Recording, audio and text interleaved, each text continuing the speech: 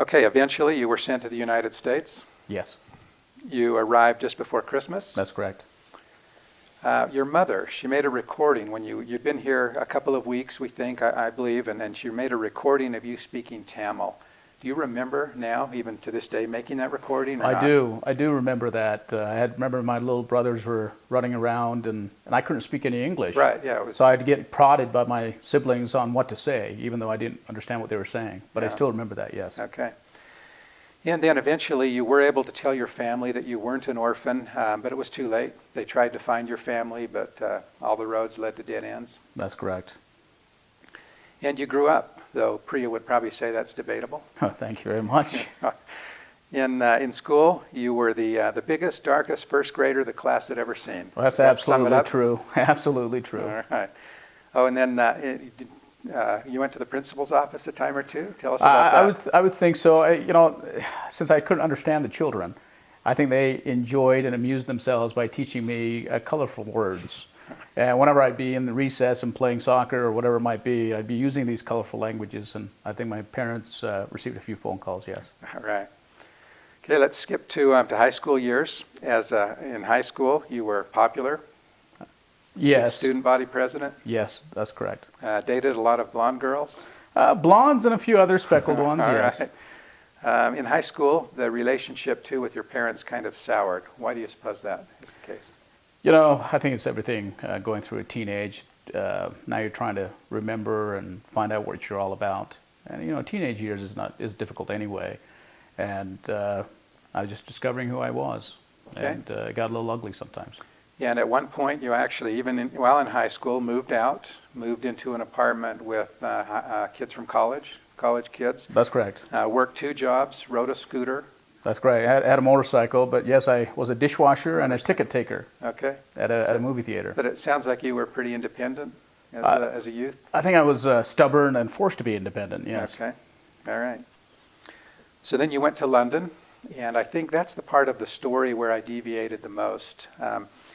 And I'll talk about that in the film under the bonus features, kind of the reasons that we chose to deviate from your actual story. But you did go to London, and that said, in London you began to sort of remember your past. That's correct. First time I'd been out of the country and put into a situation where there are a lot of Indians, which I'd never seen before.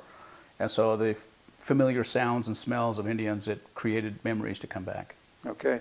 And you made drew a map while you were there? That's correct. I did a rough sketch of what a 7-year-old, 8-year-old would remember of the neighborhood, and yes, I did. Okay. When you returned home, an Indian restaurant had opened up below the office of your mother, and you became friends with the owner there.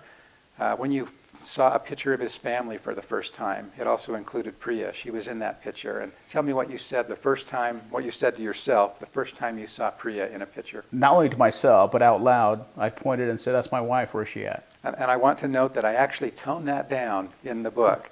That I thought, the reader's not going to believe that if I put that in word for word. So I toned that down a little bit. Okay. So essentially it was love at first sight for you. For me, yes, it was. Yeah, okay.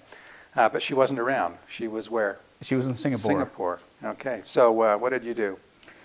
I started writing letters and even sent her the greatest hits of Air Supply. So you are either completely crazy or you're a love genius. Well, I think both could be true at this case. Okay. And but before that, you tried to call? I did. I tried to call. Tell me about that conversation. What happened? It was interesting. I called, and I think the memories are a little bit vague. However, I remember that the individual who answered the phone said, "We're not interested," and basically told me to get lost. Okay. She did come out eventually for the milk boiling at her brother's home and stayed to attend school. Now this part's fascinating. You brought her by the house. You start dating. You brought her by the house, and your mother is gathering all of the things that had been saved over the years related to India.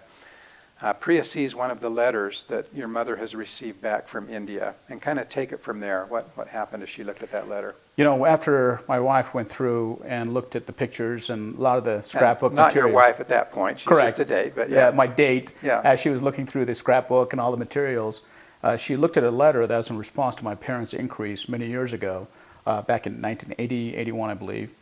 And she was reading the letter, and before she turned it over to the other side, she says, "Well, this handwriting looks so familiar to me." And as she turned it over, it was a letter from her father in response to my parents' inquiries many years ago. Did like Twilight Zone music start to play? Or? For me, it was. It was interesting, the fact that she could listen to the tape and able to understand the Tamil language, and then, at the same side, you look at this letter and it's from her father. Yes, it brought tingles. And it gets even crazier. And then you come to find out that her father knew the man who ran the orphanage, that they were friends. That's correct. They did know each other, and through the same banking. Yeah. Correct. What are the chances? It's amazing, in my opinion. So you and Priya date secretly for a couple of years. That's behind correct. the family's back. Yes. Eventually marry against her father's wishes. A year later, her brother's getting married in India, and it's finally the chance to look for your family. Well, from my side, yes, it was to go for look for you, my family. sure. Whereas my wife and her family was going for a wedding of her brothers. For me, my sole intent was to go out and at least do my part to find my family. Okay.